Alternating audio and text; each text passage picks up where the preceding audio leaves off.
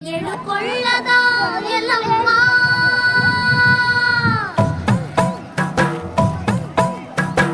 ಎಳುಕೊಳ್ಳದ ಎಲ್ಲಮ್ಮ ನಿನ್ನ ಕಥೆಯ ಹೇಳುತ್ತೀವಿ ಕೇಳಮ್ಮ. ಮಕ್ಕಳು ನಾವು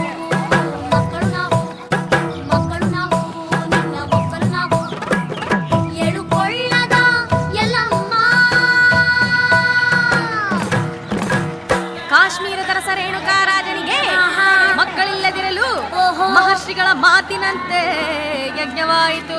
ಹೌದ್ರಿ, ಆಗ ಅಗ್ನಿಗರ್ಭದಿಂದ ಕಮಲದ ಪುಷ್ಪವೊಂದರಳಿ ಅರಳಿ ಜಗವೆಲ್ಲ ಬೆರಗಾಯಿತು.